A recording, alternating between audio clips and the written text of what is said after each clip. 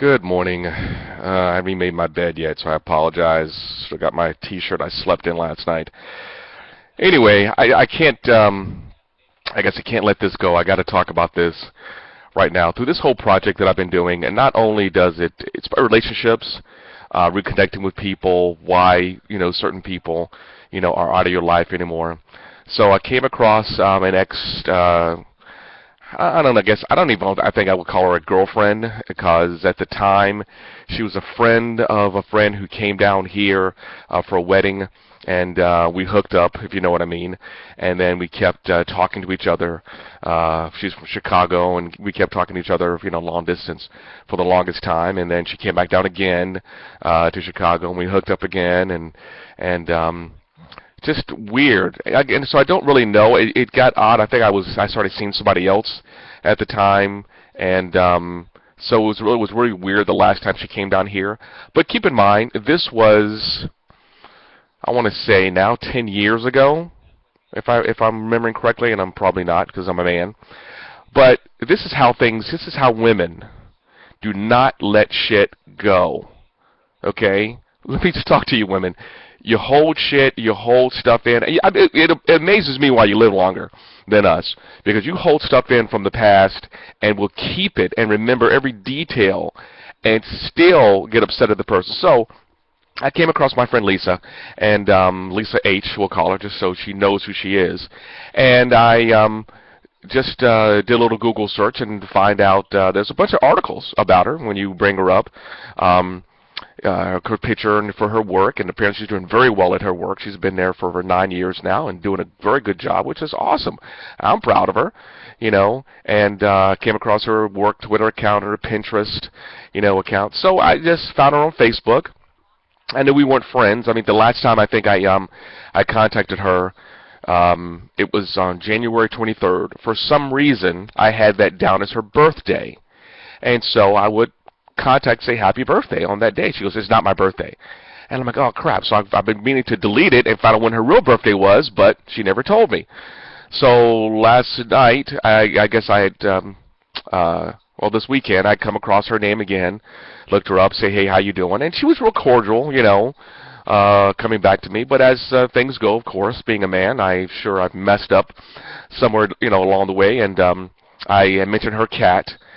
Who she used to love this cat. This cat was it was the craziest cat in the world, but she loved him. And apparently the cat passed away, and she was mad about that and said, thank you for bringing it up. And I'm like, I didn't know your damn cat died. How am I supposed to know? Seriously, you don't freaking talk to me anymore, so how am I supposed to know? I was just making a conversation about the damn cat, and then, she gets pissed off at me.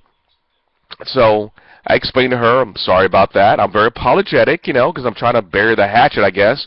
And to say, I didn't know the cat passed away. I'm sorry. I'm not trying to be mean to you. I just felt like when I'm working on my research for my book, I came across information, and I mentioned the fact that, hey, I still have a photo of her and I at the beach hanging up on my wall. I got tons of photos that I put. These are people in my lives. I can't change it, so I still have their photo. Her photo in particular hanging up on my wall. Plus a photo of her best friend, and yada yada. So she messaged me back on Facebook, and this is how evil Facebook is. So she goes, I don't care that you have a picture of me hanging on your wall. Is that supposed to flatter me? I have no idea what she is meaning by that. If indeed you have it hanging on your wall, then it wouldn't be that hard to come across it. Now, would it? I'm sorry, I failed to understand what that statement means. While you're not messaging me, could you not also follow me on Pinterest, which I found her on Pinterest, which she had some really cool stuff up there, and I, followed her on Pinterest. I mean, no harm, no foul, but apparently that's a big deal to this woman. And on Twitter, especially Twitter, because that's my work account. Well, now I know. I didn't really, It's one thing to send me a message, and it's another thing to cover all forms of social media. So apparently that's creepy for me. I feel that you have this conversation for me from time to time, but seriously, stop contacting me. I don't want you in my life, and trying to worm your way in on Pinterest and Twitter is extra creepy. Hey, you know what? You put this stuff out there, all right? You can block certain people from finding you. You can, you can not put yourself out on the public if you want to be contacted, but So don't get upset if someone follows you. But anyway, that's just anyway. Anyway, it's the whole point that some women just hold this stuff. And if I could truly remember what happened and why I pissed this girl off, but sometimes you just shouldn't know. You shouldn't. You really shouldn't know. I've deleted her email addresses, and I left her telephone number up just in case he may ever call me. I'll know who's calling me. But she doesn't have to worry about getting another email ever from me again. And I will put her in the do not ever email or do not contact list, so she never has to worry about that, and I'll never have to worry about that ever again, dealing with her. But my God. So this has been, I mean, it has been interesting, to say the least, about this whole experiment. Really interesting. Because apparently I really pissed this woman off so much that I don't know. Oh, God, like I say, forgive me. I was out drinking last night. Ugh. So, hey, I guess a lesson learned, whatever that lesson is.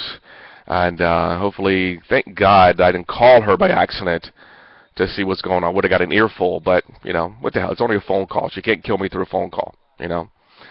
So here comes phase 2, people. I'm almost done with phase 1, so expect the phone calls from me and let you know what's happening with that as well. So anyway, I'm sorry I'm rambling on. All right, take care, and bye-bye.